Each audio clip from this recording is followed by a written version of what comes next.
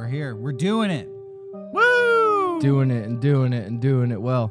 I represent Doritos Locos Taco. You're feeling it today. Nice. Welcome to Mega Strange, everybody. Johnny's out here representing Doritos Locos Tacos. Yeah. And doing it well. Johnny, do you like horror movies? Not really. Really? Well, my favorite movie of all time is a horror movie. Oh, okay. Alien. So I stand corrected. But I don't actively seek out horror movies because most of the time I don't like them. And two, I'm a little scaredy cat. I don't like jump scares. Well, so your favorite movie of all time is a horror movie, Alien. Yes. Why do you like that one? I just love the aesthetics of it. It's like really creepy and You really into like sexual aliens with genital heads. Yeah. With teeth coming out of the whole H.R. Geiger vibe. I just feel like nothing has ever been on that level. Geiger. I love the like 70s neo-futurism. Like I love like the vibe of like trying to figure out what the future is going to look like in the 70s. It's so fucking dinky and beige. I love it. I love everything about it. What's your opinion on Prometheus Covenant? Prometheus, Alien Covenant, excuse me. Prometheus, I think has some fun ideas. I don't dislike it. I think the first half is kind of boring. Covenant, I feel the opposite. I think the first half is really interesting, and then the second half they just do fucking Alien again, and it's so bad and so boring. And I saw it in 4DX, and it was even still shitty. How do you feel about Alien Resurrection? Oh, is that 3? That's 4. Is that the David Fincher one? No, you're thinking of Aliens, Alien 3. Alien Resurrection is the 4th one by the French director. Yeah, okay, I hate that one. I fucking Ryder. hate that movie. I think there's one good scene where like she finds all the fucked up Ripleys and they're like, kill me. But I'd rather die than watch that fucking basketball scene again. How do you feel about AVP? That movie's garbage. I saw it in theaters. I think I've seen every Alien movie. I've definitely seen every Alien movie. I don't think oh, sorry. I've seen Alien Resurrection, Alien vs. Predator, Alien vs. Predator 2 in theaters. Prometheus I saw at home. Yeah. Was there a Prometheus 2? Covenant is Prometheus 2, technically. Oh, I thought there was another Prometheus movie before No. Alien Covenant. Was there anything after Alien Covenant? No. Or did that tank the series? Yeah, Yeah, that movie was so bad. Yeah, and then there's the one David Fincher did where she's on like a prison planet. I think that one's fine. That's Aliens. Oh, isn't Aliens? Oh, no, that's James Alien, Cameron. Alien 3. Yeah, Alien 3. Alien Prime, because Yeah. it's a little 3. I think that movie's okay. I know it's funny if people bring it up to David Fincher, he gets really upset. Yeah. But Well, I think that he didn't have a lot of control over that movie. No. And the studio kind of took control. All right, a little bit of Alien talk for you, everybody. Fun idea, David Fincher. The reason I bring it up is because today's episode is going to be about scary Hollywood. Ooh. Not even necessarily horror stories, but just some of the some horrific real life horror stories about very normal movies being made. Okay. We're going to be talking about cursed sets. And I also want to get into some of the most insane in the membrane contractual stipulations that these hoity-toity Hollywood movie stars have insisted were put into their movie contracts. I'm talking about the divas like Tom Cruise and Barbra Streisand and Eddie Murphy. And I even found some about Will Smith that I didn't include. Oh, wow. Some of these were like beyond belief. Yeah, I was going to say. I know back in the 80s, 80s hair metal bands would make them so strange just to see if people would do them. Like, we only want green M&Ms in backstage was a big one. Yeah, I think that was Jack White. Was it Jack White? Oh, Something shit. like that. So, yeah, and you know what? That's get over yourself. Yeah, fucking buy your own green M&Ms. Yeah, pick out the other colors of the rainbow yourself. Yeah. Like, why are you making some like stagehand do that for you? Like your ego is really that big? Yeah, and the green M&Ms are the horny ones. So what's that say about what are you? Gonna do? You gonna fuck these M&Ms? Yeah. Jack White. Ugh. Tired of that guy. Me too. Anyways, you ever heard any stories from a Hollywood set, or have you ever experienced any stories from a Hollywood set that were just too unbelievable? Yeah, there's this film. It's called Rust. It's pretty crazy. Johnny, you're stealing my first Oh, story sorry. of the day. No, other than Rust, we're not going to be talking about Rust. No, we're not no. going to be commenting on open investigations. Yeah. We're going to wait until the book is closed because we still don't have all the details on that one. I think the trial ended. I think he got off. Alec Baldwin was acquitted. Oh, he was? Damn, Yeah. dude, wild. Yeah, I think, but I do think that there might be some more to that story. Now they're like, well, who are we got to pin this on somebody. I think in like a couple of years we could definitely do a Mega Strange on it. Yeah, definitely. Hell yeah. But other than Rust, have you ever? What's the craziest set experience you've personally had? Personally, I can't even You've been think. on some movie sets. Yeah. Me and my friend Jesse made a music video for this band. I forgot the name of the band. Infinity Shred, and they had a song called Void Ripper. That was a good video. Oh, thank you. They wanted we wanted to get a shot of the ground, like going in a car. Like Evil Dead style. You also love Evil Dead. Oh yeah. For a guy who doesn't love horror movies. So it was just me and Jesse like hanging out of a Subaru, like with our faces like inches from the ground, trying to like, film the road. So that was pretty harrowing. You and I did something similar Yeah. when we opened the trunk of a Toyota Hybrid Prius and drove through a graveyard filming a skateboarding Grim Reaper in slow motion. I did get flashbacks while we were doing that to the time I was that close to the road. Yeah. Very similar vibes. That's how you got to do it when you're on the low budget filmmaking grind. Yeah, put Maybe your we life in should do danger. an episode where we talk about like our filmmaking techniques and some Okay. of the like grimiest situations we've had to put ourselves into to get the shot. We call the episode "Getting the Shot" because we filmed a lot of stuff collectively between. Oh the two yeah, of us. 100%. Not only have I like filmed like 500 Mega 64 videos, of which most of those I was the director on. Oh yeah. The good ones. If it's just the camera resting on somebody's belly, shaking around, that was probably a Rocco video. Oh my god. But if it was on a tripod and had some artistic direction and vision to it, that was a Derek jam, A DCO. a DCO. And how many music videos have you directed? Fuck. 1, 2, 3, 4, 5. I think 5. I think 5. Yeah. I think I'm approaching my 14th. Oh my god. Yeah. So between the two of us, That's we got like badass. 19 music videos between us. Dude. Yeah. None of them have been. Well, some of them have achieved. I got on Noisy. I was on Noisy. I've been on Noisy, Vice, Consequence of Sound. I've only gone on Noisy. And Brooklyn Vegan. Ooh. And a couple other pretentious music blogs that nobody gives a shit about, but everybody pretends to read. I was trying so hard to get the staff pick on Vimeo back in the day, and like That would have been big. yeah. That would Now have been huge for your career. now it doesn't matter, which is kind of wild. It was a huge like in the early 2010s, like you made it if you got a Vimeo staff pick for some reason. Like you'd get a job immediately. Yeah, I don't know where filmmakers are supposed to put their content on the internet now to like elevate their spotlight and elevate their career. It seems like all of those media outlets have become very irrelevant in 2023. Yeah, people make fun of Vimeo a lot because I mean they shot themselves in the foot, like making it so they have to pay for like uploading. But it was for a while. It was like the best place to be seen as a filmmaker, like because everyone would go there for like cool, like interesting. To legitimize Films. yourself. Yeah, exactly. It's like a little bit more fancy pants and artsy fartsy than Yeah. your average YouTube video. Dude, we should make a site like that.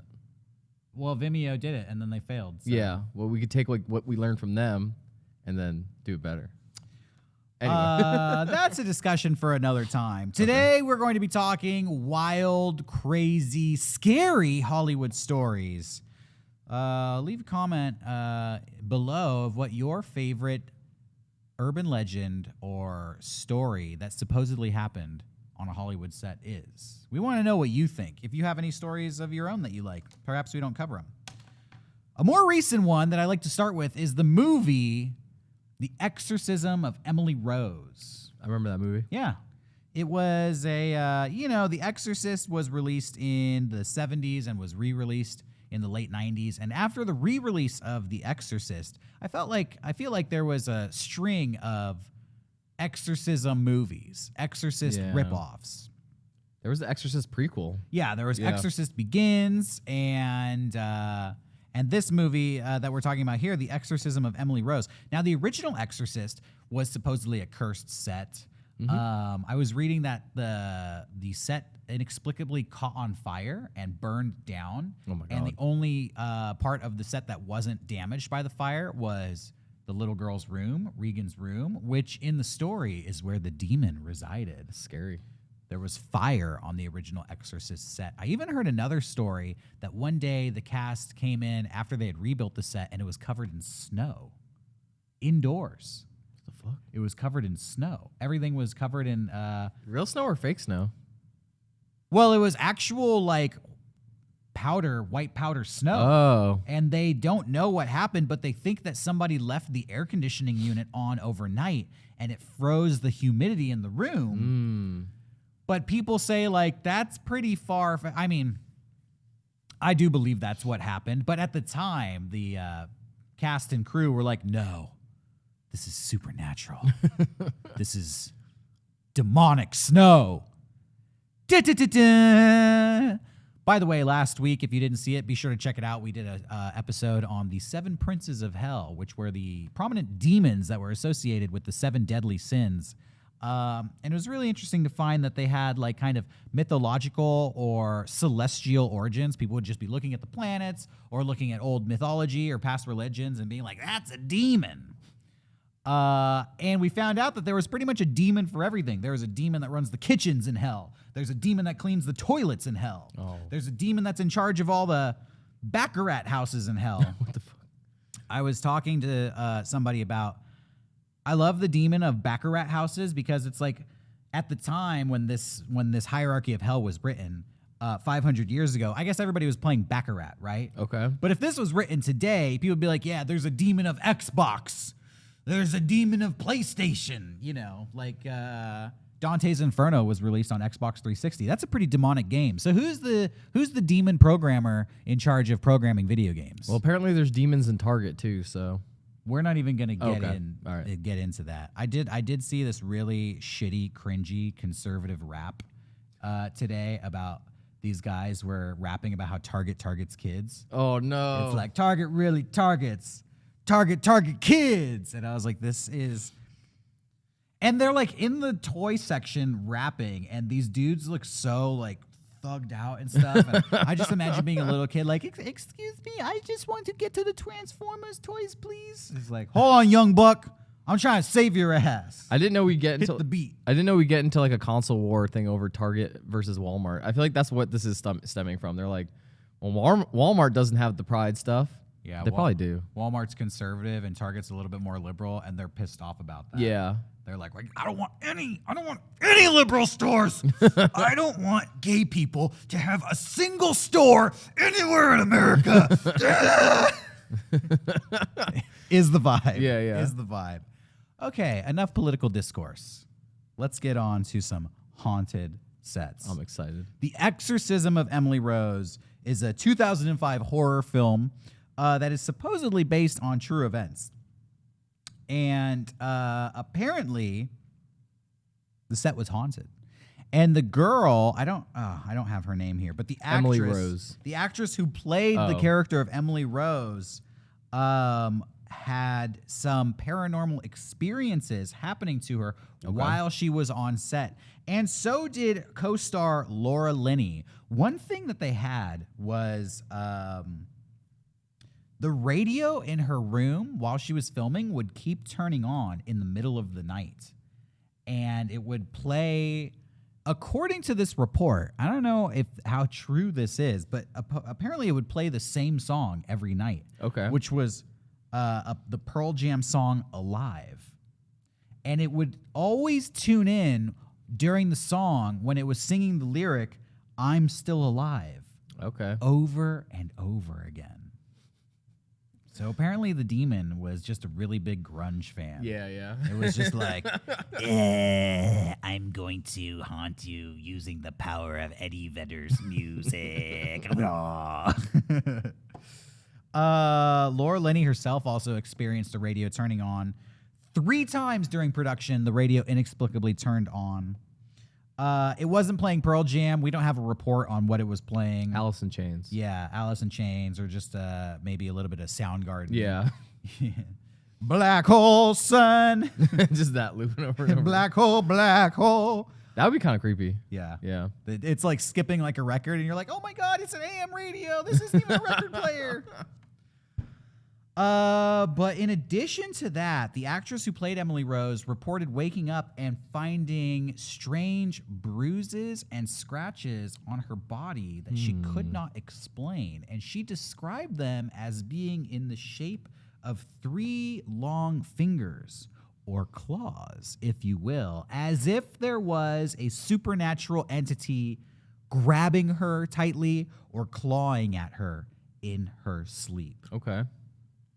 And the director of the movie confirms that this actually happened. In an interview, he has said, like, yeah, all this weird stuff happened. The radios kept turning on, and she did have weird bruises on her. Of course, those bruises could have been self-inflicted because she's like, this is a work schedule. She's like beating herself up in her sleep.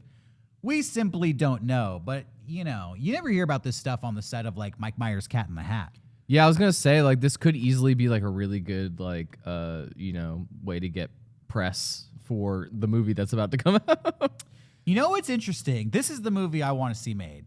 So the Exorcism of Emily Rose is supposedly based on a true story. So they had that true story from like the 60s of this girl who was apparently possessed by a demon. So then they made a movie about it. Yeah. And then while filming that movie, apparently another demon shows up and starts haunting the actress of the movie.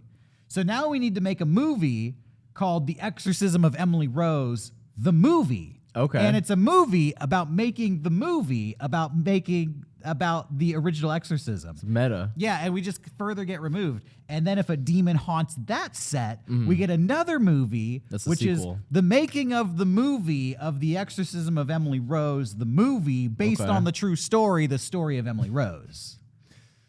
I'm a fucking genius. I'm just gonna call it now. It's like the new nightmare of exorcism movies. Yes, we'll get Wes Craven to write it. Yeah. Like, From the grave. Yeah, he'll be the demon. I forget that Wes Craven passed away, Yeah. which is sad because he, you know, that's the thing about people who have been on film so long. You just watch these interviews on YouTube and you're like, oh, this guy's pretty cool. And they're like, yeah, he died 12 years ago. You're like, Yeah. oh, man.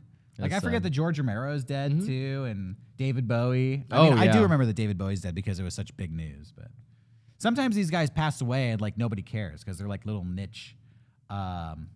Like with Gene Hackman and John Carpenter, like, I totally forgot that they died. They didn't die. Gotcha. You thought you were going to get me? Gotcha. How are you on it? I would know if fucking John Carpenter died. I'd be really sad. I'd be sad too. Secretly America's greatest film director of all time. Okay. Have you ever seen Apocalypse Now? No, never.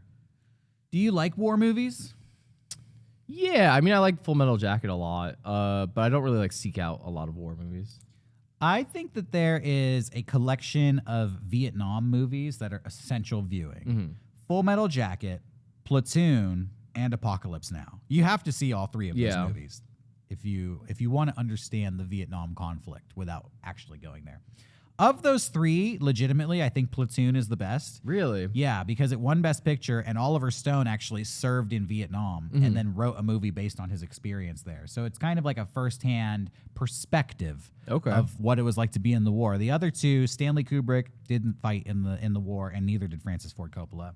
But they have kind of they're like 2 of the greatest directors of all time. Yeah. And so they have very artistic takes, and they're just really well-equipped filmmakers to tell these stories. My least favorite of those 3 is actually Apocalypse Now because it's intentionally kind of like weird and it's just very bizarre.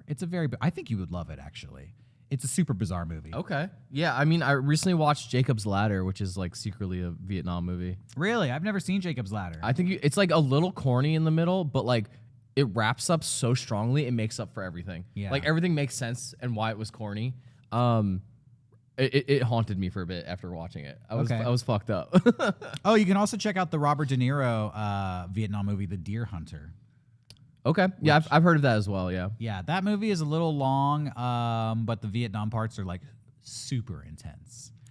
Anyways, talking about Apocalypse Now, on the set of Apocalypse Now, when they were filming this in, I believe it was 1976 or 70s, it was the late 70s.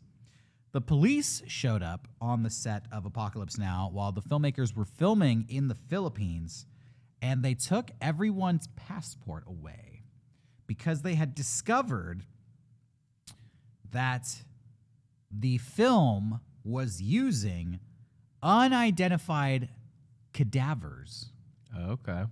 dead bodies Yeah. that had been purchased from local grave robbers. And spoiler alert, this may turn you off from watching the movie. The cadavers do show up in the film. Yeah, don't they also like kill a pig? A bull. Oh, a bull. But that is, they were just there, and there was like a local religious group that was sacrificing that bull anyways. And so Francis Ford Coppola just filmed it. That was almost like documentary. Okay. It's not like he was like, hey, prop guy, I need a bull over here. All right, Yeah. get the machete, whack it. It's a crazy movie. And he actually Yeah. just filmed some stuff that was happening within the local culture and included it in his film. That's cool. But what didn't need to be included in the film was actual bodies that had been stolen from a grave, of which there are many Oh, no. in the movie. The producer, Gary Fredrickson, confirms that this story happened and said he was terrified because the police didn't know if the filmmakers had killed those people themselves or not. They're basically like, where'd you get all these dead bodies from? And they're like, we got them from a guy. And they're like, all right, investigation starting now. And they're in the Philippines, and they were under the threat of being arrested and charged with like mass murder for having all of these dead bodies on set. That's crazy. Isn't it? Yeah. Eventually, the filmmakers were cleared of any wrongdoing, but the prop master, aka the grave robber who had sold them the dead bodies, was arrested and taken Thank to jail. God. Yeah, because Book imagine his if, ass. you know, I don't know how you'd feel if you're watching Apocalypse Now and suddenly you see your grandma in it, but she's like, you know, just tied to a tree or something in the background. You're like, no. If it was like straight from the grave, like wouldn't that smell terrible? I'm assuming, Yeah. yeah. And it would also be traumatizing as an actor to be like, what the fuck are we doing here? Yeah, it's like I'm real sorry. dead bodies. I'm sorry, like, this is a pungent set. Is it? What am I smelling? Francis, when I signed up, I thought we were just gonna be like hanging with a family and drinking wine or something. Yeah, like I thought we were just gonna be shooting this in Los Angeles with a couple of extras. I didn't know we were gonna be in the Philippines in the muck with all these dead bodies here. That's how you get the real art, the real film, the real cinema. That's not the only movie to use actual dead bodies. Famously, the movie Poltergeist. Have you seen that movie? Yes. The final scene where the house starts collapsing and the wife jumps into the unfinished pool in the backyard and all of these corpses start emerging. Yeah. Those are real corpses What the as well. fuck? Why? Be- Toby Hooper, why? because they found that it was cheaper to buy actual skeletons than to create them with their prop department. That's gross. And the actress was not informed. And she gave this statement where she was like, I was in that pool for like 5 hours in the mud, in the muck, surrounded by skeletons, and I had no idea that they were actual real dead my bodies God, that I dude. was in there with. Which I feel like, again, would be traumatizing as an actor. I feel like you'd get some type of disease from that, though, right? Like, I don't know. Possibly. Like, it just doesn't seem sanitary. No. And Oh that's my why God. it's so controversial. Okay, our next movie that I want to talk about is The Conjuring. Okay. You ever seen The Conjuring? I've never seen The Okay, Conjuring. you're not missing much. Hell yeah. I love all horror movies, and even the bad ones I enjoy, but I reserve my recommendations. I'm not going to recommend everyone. Even though I like them all, I will tell people straight up, like, this movie kind of sucks. You don't need to watch it. And the Conjuring series and all like the Ed and Lorraine Warren movies, they're, in my opinion, not that great. And even like Insidious and in that whole series, I've seen Insidious 1 and 2. I hate those movies. they're not that great. Yeah. I enjoy them because I just like horror movies. But, from an entertainment standpoint, I'm like, I don't think this is going to do it for everybody. Well, apparently, one of the stars of The Conjuring, Vera Farmiga, who played Lorraine Warren, the main character, had a number of strange experiences while she was making the movie, including waking up throughout the duration of the filming between the hours of 3 a.m. and 4 a.m., Okay. otherwise known as the witching hour. Oh, no. which according to legend and according to lore is the time of night when the spirit world is the most active. Okay. We should do an episode on the witching hour. Yeah. I want to know where this story We came should do from. it during the witching hour. Ooh, that's a good idea, but I'm usually asleep in Yeah, bed I'm gonna at 3 say. a.m. Yeah, I'm awake. That's why you're That's why I'm demonic crazy. that's yeah, you took the words right out of my mouth. Farmiga also claims to have found claw marks on her thighs. This is like a reoccurring story. And also, this is interesting. Vera Farmiga also says that she found matching claw marks on her laptop screen. Oh. Yeah. Was wondering what I was going to say. Some fucked up cat got in her fucking dressing room or Yeah. something. So maybe. Or maybe the demon is like, I hate Dell. You need a Mac. Destroying her screen. You're playing too much Fortnite. A younger actress on the movie by the name of Joey King would also wake up with mysterious bruises on her body, even though she had no stunts over the course of the film. She says, it was not incredibly painful, but I did have bruises. There were 3 very distinct, what looked like claw marks that long nails or long fingertips, like thin fingertips, could make, is what...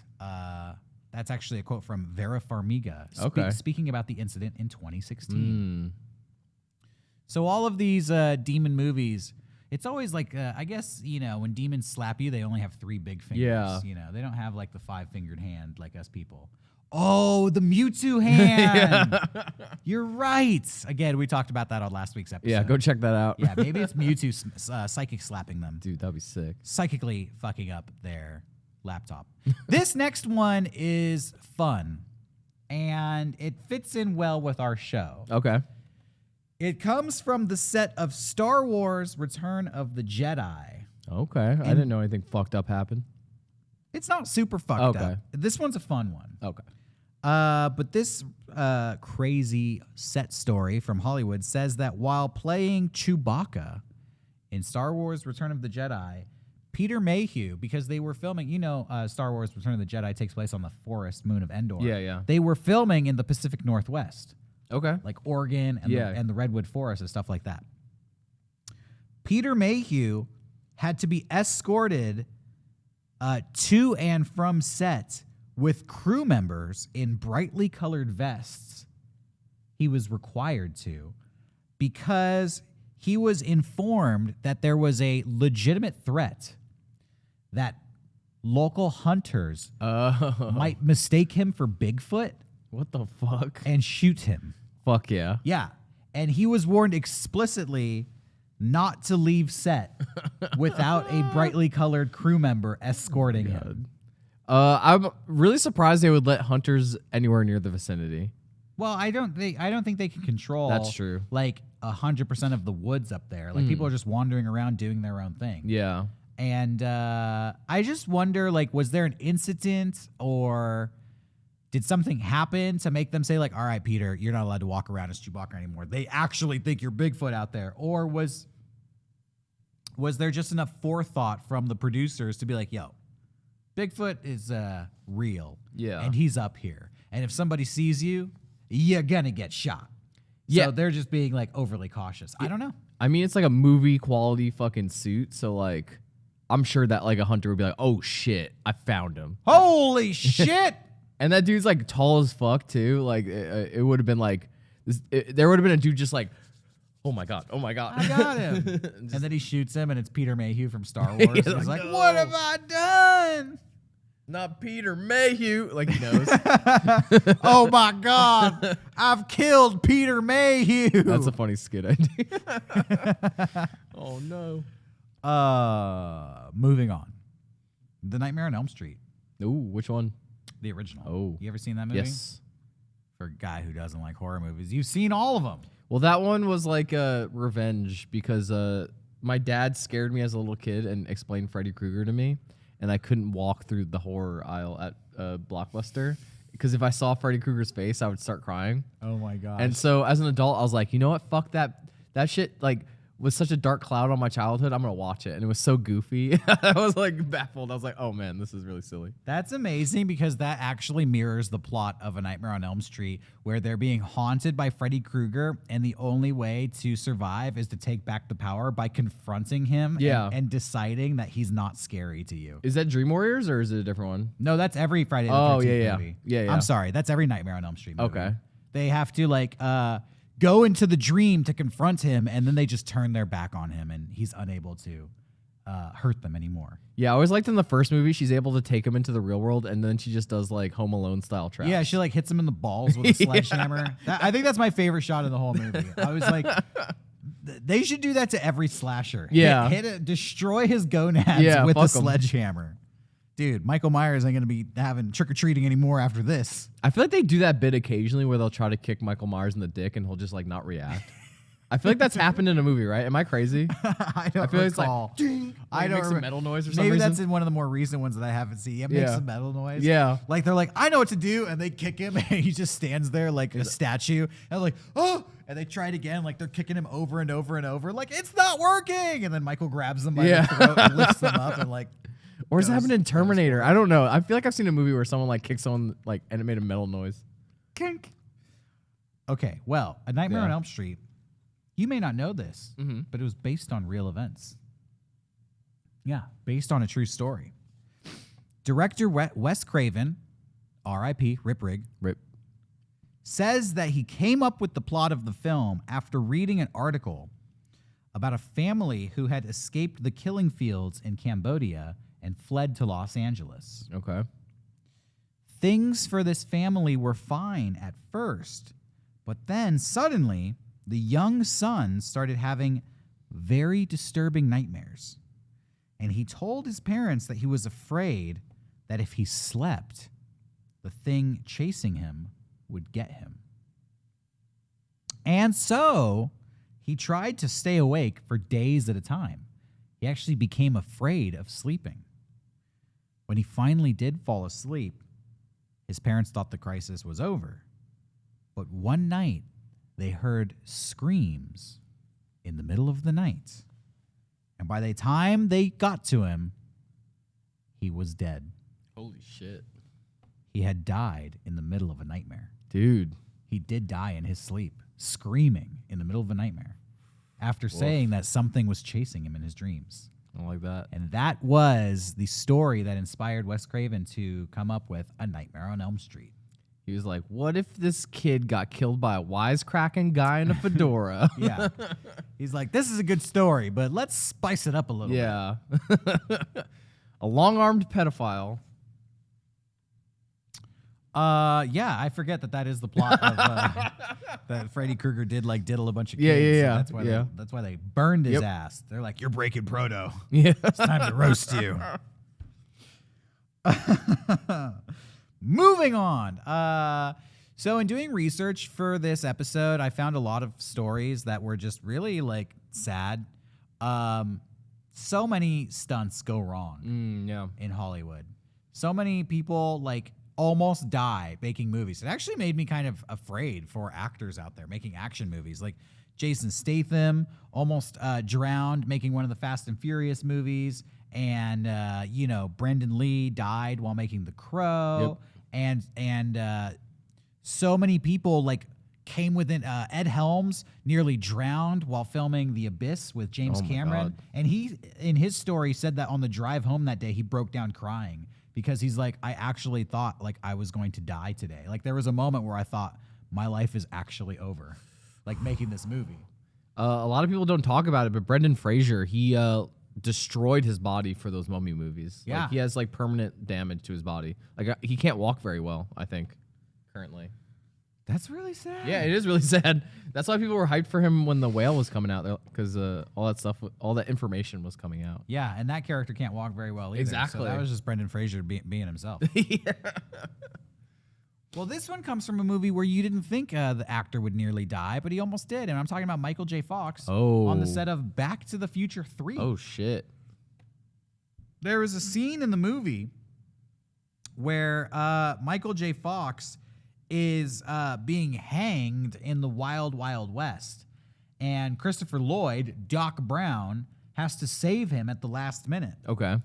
A stunt double was used for the wide shots, but in the close-ups, it was Michael J. Fox actually with the rope around his neck. He was standing on a box, but apparently while they were filming it, the director told him, like, hey, the swinging isn't really looking, like, realistic. So Michael J. Fox offered to say, like, all right, well, take the box out, and I will use my hands. Oh, no. And I will, like, hold the rope.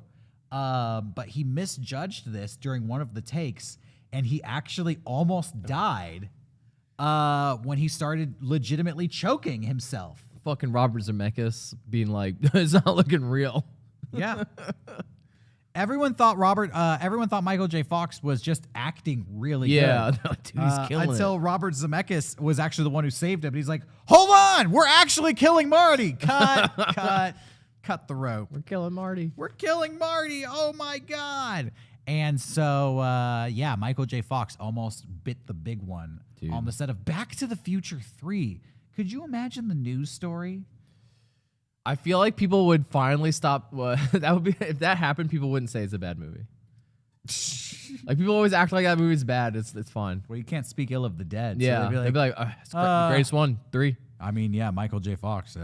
He gave his life for that role, so they would have like the Heath Ledger effect. Yeah, 100%. On and apparently that movie too was extremely dangerous. Yeah, 100%. I mean, they're shooting like all these blank rounds. Like I'm sure. Doing research for this movie, it made me realize like they can get away with so much shit in movies that like obviously you like get a permit and you spend $1 million to be able to do these crazy stunts and crazy shit.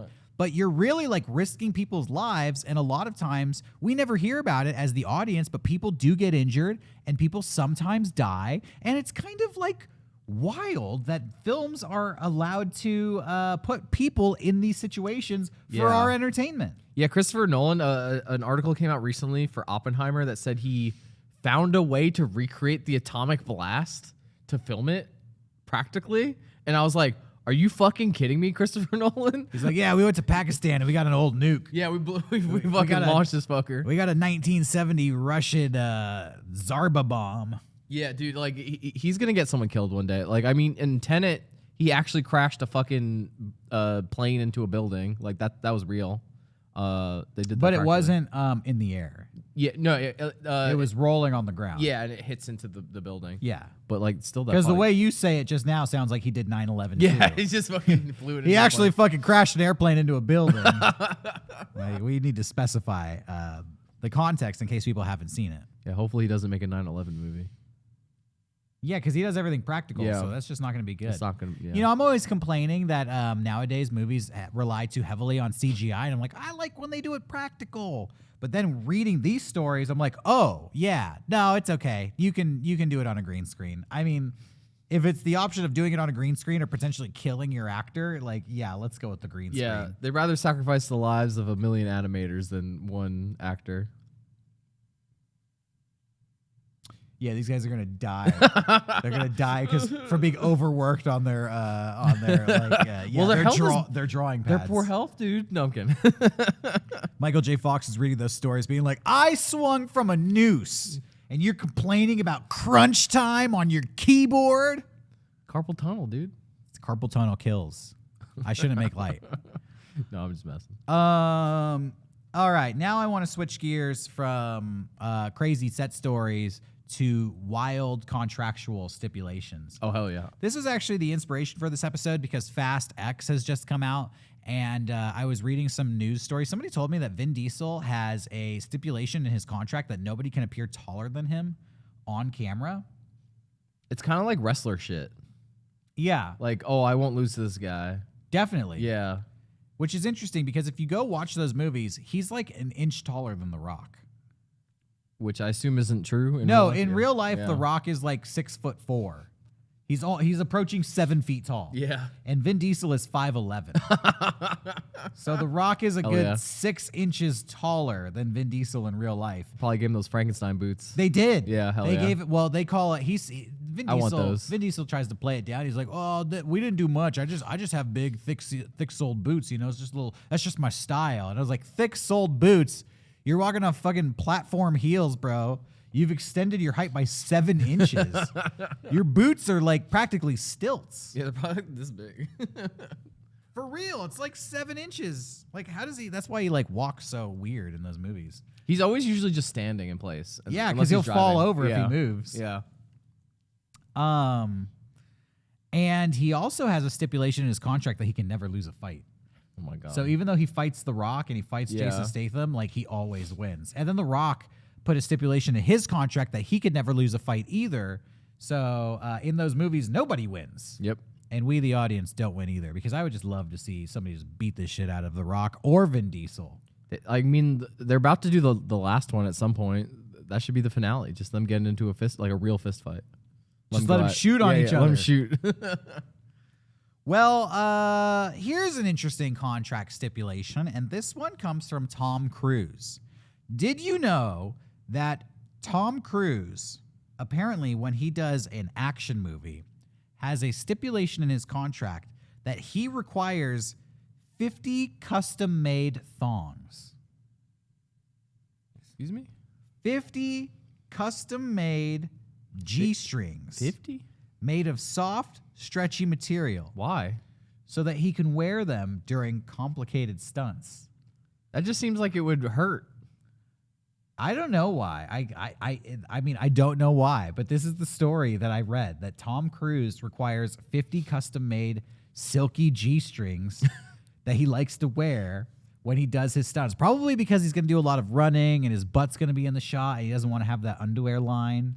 Oh, yeah, that makes sense. I really have no... He's like, dude, the lady's going to be checking out my ass. I got to give him the goods. I was in my head, my thought process was like, oh, is it like this thing's giving me a wedgie? The faster I get over the stunt, like I do this fucked up stunt, the easier it is to... He's going to out-wedge the wedgie. Yeah. Maybe. I don't know. I mean, I'm not a stunt man. Maybe a G-string is the preferred undergarment when you're doing like crazy skydives and hanging off the side of an airplane. I wonder. Yeah, but just remember that next time you watch Mission Impossible and Tom Cruise is like running down the side of a building, just know that in between his cheeks are one of the 50 silky smooth custom-made thongs. Oh my God. Probably like imported from Italy, you know, the best of the best. Tom Cruise also has a stipulation in his contracts that his likeness cannot be used anywhere outside of the film, which means no video games and no action figures. Okay, that makes sense. They made a Mission Impossible N64 game, and they had to just like base it off of the TV show. Yeah, because he won't allow people to do it. He won't do it. Which is really interesting because he's one of the biggest action stars in the world. If you want to buy into that. I just mean that he's done... All he does is action movies, and he's done some famous action movies like the Mission Impossible series, like Top Gun, and I could even see merchandise being released for Edge of Tomorrow or Oblivion or a couple of the other like sci-fi action movies he's made. I just can't believe he does that because now we can never get Rain Man merch. Exactly. Or Jerry Maguire. I want a Jerry Maguire NECA action figure, but it's going to be a look-alike because Tom Cruise won't release his likeness. Yeah, fuck, dude. Nobody knows why he does this because it kind of doesn't make sense for a movie star to be like, don't make action figures, because he would make money if he released his likeness. But people speculate that it is due to his close relationship with the Church of Scientology. I was about to say, I assume it's something with that. And it's for religious purposes that they, or for controlling purposes, that they don't want to allow him to release his likeness for toys, video games, books, or any other media outside of the films. He probably would never have to work again if he actually allowed the likeness. Because like imagine like when GoldenEye came out, if like there was a Mission Impossible game that was similar that had him in it, like Yeah. like He'd be a video game superstar. exactly, it's dumb. It's kind of weird. It's a little strange. Nobody knows. Tom Cruise is a strange guy. He has a yeah. lot of mysteries to him. 100%. Speaking of special underwear requests, another movie star who has contractual stipulations about what goes on underneath the drawers is Eddie Murphy. Okay. It is said that Eddie Murphy apparently requests a new pair of underwear and socks every morning when he's on a film shooting from the set, and insists that they still have their tags on them. Okay. That doesn't seem too crazy. Like that would be kind of nice. Like, fuck it. Like, you don't have to pack anything. Yeah, but could you imagine like putting that in your contract? Like, I need fresh underwear and socks every morning with the tags on them. Well, Because I don't trust that you're not going to just go to Goodwill and get some used underwear. yeah. Where would you get underwear from Target? if like the tags weren't on them? Like, is he going to be like, there's no tags on these? What, did the PA just raid his own underwear closet? Am I wearing somebody else's drawers? Yeah, I mean, like, he probably had that in his contract in like the 80s, so there wasn't like, it was probably like, that was probably a real fear. Like, they went to the fucking Salvation Army and picked up some underwear. The Salvation Army doesn't sell underwear. Oh, I don't know. Because they don't sell other people's underwear. That's my point. Like, there's nowhere in the world to buy used underwear. Maybe he said that so that they didn't open it up on him and like, I don't know. Maybe he just wanted it fresh. It's in the contract. Fresh every morning, undies. fresh undies, fresh socks with the tag still on them. This was a weird one. Kim Basinger, and for you Zoomers who don't know who Kim Basinger is, she was the mom in 8 Mile. Okay. And for you Zoomers that don't know what 8 Mile was, that was the story of Eminem. And for you Zoomers who don't know who Eminem is, he was a rapper in the 90s. Yeah, he was like a 90s Post Malone. There you go. It's all cleared up now. Kim Basinger apparently has it in her contract that she will only use Evian water to wash her hair. And so she needs an endless supply of What a waste. Pink Label Evian, the French water, because she says it's the best thing to maintain her hair's beauty and shimmer and volume. Oh. Yeah, that to me is strange because wouldn't it just be easier to take a shower than to get 12 bottles of Evian and just dump it on your head? Yeah, I don't know. Aren't your arms gonna get tired? Maybe Yeah. it's part of her workout regimen. I don't know. It just seems like, yeah, because you're gonna have to get into the shower anyway. You're just gonna undo what you did. Like, you're just gonna Celebrities are strange, dude. unless she's making like a bath full of water, like a bottle of water bath. Like Okada. Yeah, just pouring sparkling water all over herself. We watched a documentary on the Japanese wrestler Okada who bathes in sparkling. Is it Perrier? Yeah, it was whatever you get before a match. Yeah. I don't remember what he said it did for him, but I don't think it does anything. It's bullshit. Yeah. He just likes the sparkle going up his gooch. It probably feels nice. Yeah, he's like, it tickles me in all the right places. Which is kind of similar to Kim Basinger. So maybe they should hang out. Maybe she should wash her hair with some White Claw next time. That'd be sick. All right. Jamie Foxx won the Oscar for Best Actor after portraying Ray Charles in the movie Ray. Mm-hmm. And after he won the Oscar, his star power shot through the roof, and he was able to put a lot more contractual demands into his next movies. One of his movies following that was the Michael Mann movie remake of the TV show Miami Vice. I forgot about that movie. Yeah, I saw that in theaters. I will say about that movie, I don't know if it reads on Blu-ray, but the loudest gunshot noises I've ever heard in a fucking movie. Really? Yeah, it was deafening. I don't know why. They were like, "Fuck it, make it real." They were shooting the gun right next to the. It felt like to the boom mic. It was like boom, boom. I'm like, Jesus Christ. You're like, I feel like I'm getting shot at. I gotta get out of here. Well, one of the stipulations was that he negotiated a higher salary for himself, which means that his co-star Colin Farrell had to take a pay cut. I feel bad for Colin Farrell. Yeah, I mean, he's a great actor though, so He is a great actor. Yeah. So why is he taking a pay cut for I guess Jamie Foxx won the Oscar for Best Actor. So you could argue they're both great actors. Has Colin Farrell ever won an Oscar for Best Actor? I don't think he has. I don't know. Did he get nominated for Banshees? He did get nominated, but I don't think he won. Yeah. I don't think so either. Well, I'm saying I'm not going to say Colin Farrell's a better actor than Jamie Foxx because Jamie Foxx did win the Oscar. But yeah, Colin Farrell had to take a pay cut. But in addition to that, a more peculiar demand when you're filming the movie Miami Vice was that Jamie Foxx refused to film any scenes that took place on a boat or an airplane. Why? Again, Miami Vice. Yeah. Half this movie takes place on a boat. Yeah, I was gonna say like the fucking opening of the show. They're on a boat. Yeah. It's like the famous shot. Apparently, he has a fear of boats and a fear of planes. Don't fucking be in the Miami Vice movie. Yeah, exactly. So he's like, you're going to have to pay me more, but also I'm not getting on a boat in your boat movie. I would immediately be like, all right, see ya. Apparently, crew members described Fox as a huge diva who was not willing to do a lot of things. And by contrast, Colin Farrell, quote, will do anything. I've heard that about Jamie Foxx, and I've heard that he's gotten better recently because apparently he wasn't very much of a diva on the set of Baby Driver. Oh, really? Yeah. That's cool. He probably Yeah. learned his lesson. 'Cause Exactly. He's not really getting roles No, as not much at all. anymore as he was back then. All right, this is my final one. Probably one of the all-time biggest divas in the world. I saved this one for last because it was the craziest to me. This was the most diva contractual stipulation I found anywhere on the internet, and it goes to, drum roll please, Barbra Streisand. Oh. Barbra Streisand. Barbra Streisand.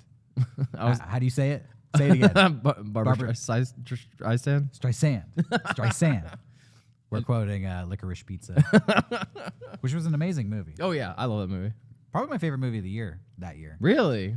Yeah, I loved it. And you told me I wasn't going to like that movie. And I don't know where you get You this didn't stuff like it from. at first, and then you watched it a second time. What I didn't like was, I think you spoke to me literally. I was like halfway through it. Oh, okay. And I'm like, this movie's kind of bullshit. But then when it ended, it was Yeah. like, no, this movie was amazing. And Yeah. then I immediately rewatched it. And I love that movie. Hell yeah. And I'm glad because I like, is it Paul Thomas Anderson. Paul Thomas Anderson? Yeah. I love Paul Thomas Anderson Me too. movies. He's my favorite. I don't think he's made a movie that I didn't like or love on some level.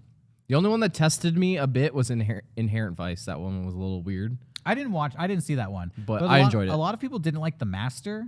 I like The Master. Yeah, I like The Master Yeah. too. I mean, it was kind of a slow burn, but I I go in with like little expectations, and anyways, whatever. Barbra Streisand. Barbra Streisand has a stipulation in her contracts about the color of her toilet paper. Is it not? All of her toilet paper has to match, this is weird, match her complexion is the phrasing that was used in the research that I found. What the fuck? And she needs peach-colored toilet paper. That exists? Apparently it exists just for Barbra Streisand because I've never seen such a thing. I don't know if she had a bad bathroom experience once, and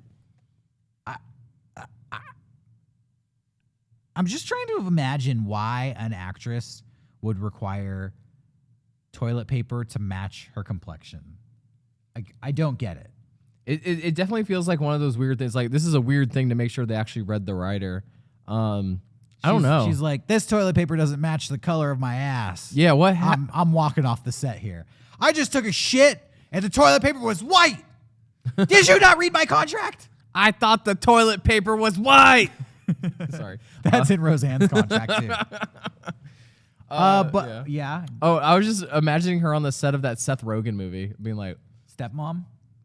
or was it like Road Trip or something? What was it fucking called? I don't remember. It wasn't stepmom. Yeah, it was something about being his mom. Yeah, Mother's Day. Mother's Day. I wonder if she was complaining. Yeah. Hey Barbara, could I use your toilet paper? No, Seth, it's mine. It's in my contract. They had to dye it for me special. Yeah. I would just wonder if she, because that movie didn't do well, and I don't know how big the budget was. Like, are they blowing the budget on getting Barbra Streisand very specific? I almost said underwear, toilet paper. Maybe. I wonder. Or maybe it's this next part of her contract because Oh. it doesn't end there. Oh no! It actually gets crazier. Shit. Yeah, speaking of shit, her contract also apparently demands that rose petals be placed in her toilets, and nobody knows why. That's making me so mad. I'm gonna sneeze. Oh. Excuse me. Bless you, buddy. So Barbra Streisand can't take a shit unless she's shitting on rose petals. That's kind of badass though. Yeah? Yeah, like fuck it, fuck them. Maybe she just can't stand She's bad and bougie. the sight of her own feces. And so, or maybe she is like, not everybody's shit smells like roses, but mine does. I was about to say it probably smells great. Like, fuck Yeah, she goes in that bathroom. She's like, I love rose water. Oh, wait, that's a toilet I forgot to flush. And those are the Hollywood contractual stipulations. Hell yeah. And let us know, what was your favorite? If you could have any of those contract stipulations put into your contract, which one would you choose? Put it in the comments below. Or legitimately, what would you try to get away with if you were an award-winning actor and you could put anything in your contract? How would you fuck with the movie studio? How would you fuck? How would you fuck with the movie studio? What would you demand that they do for you? I'm really interested. What would you do if you could demand anything? I don't know. I need a tissue so bad I'm fucking dying. Johnny would demand an endless supply please, of tissues right now, please. I think I would love to have like a personal chef. Okay. Who would just could prepare like any food I wanted and take care of that, and I wouldn't have to take care of that myself. Yeah. I could tell you're dying. Yeah. Oh yeah. Your eyes are tearing up and you're holding your nose. You Yeah. probably have bad allergies. So we're gonna wrap up this episode. Thanks for watching, everybody. Hope you enjoyed it. We'll be back next week with another episode of Mega Strange. Until then, wait. I wanted to eat food that Veronica sent to us from Japan. Well, get it and I'll grab a tissue. All right, you go grab a tissue and I'll grab this food here. Johnny is going to take care of some of his medical issues here.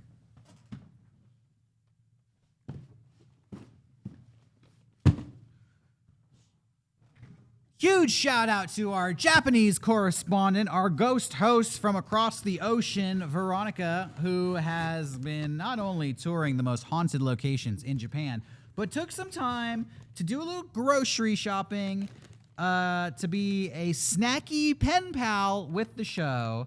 And 2 episodes ago, she sent us some goodies from across the sea. Now, to remind people what we have here, we have honey butter flavored potato chips, waffle chips.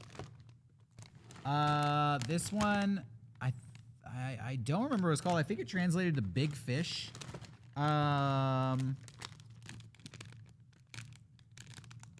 This one's totally in Japanese, and I can't see what it says. We have cola flavored candy, which was delicious. We tried that last time. This one is steak and chicken flavored potato chips. And this is Big Katsu. Big Katsu. Now, I have been communicating with Veronica, thanking her for sending these, and she actually recommended that if we only try one thing, it'd be these waffle chips. Ooh. She said that these waffle chips are her favorite food that she can get in Japan, and she actually buys the entire stock whenever she finds them in the store. Oh my God. Because they are that good. Jesus Christ. So let's crack open these waffle chips here and see what we think.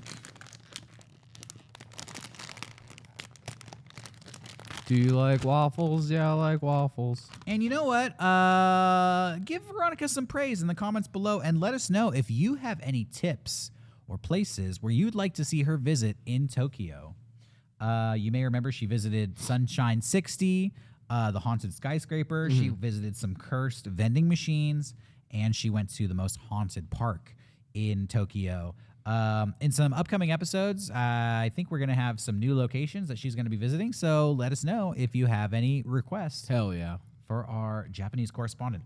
Okay, so here are the waffle chips. They actually look like, they look really good. They look like little waffle treats. Little treats. Oh man, this is gonna be a problem. That is really good. They're like caramel flavored. There's a cereal that tastes just like that. Yeah, what is this reminding me of? I can't. Is it like honeycomb? They kind of look like honeycomb. They're very puffy. They are caramel flavored. These are really good. Those are really good. Who knew?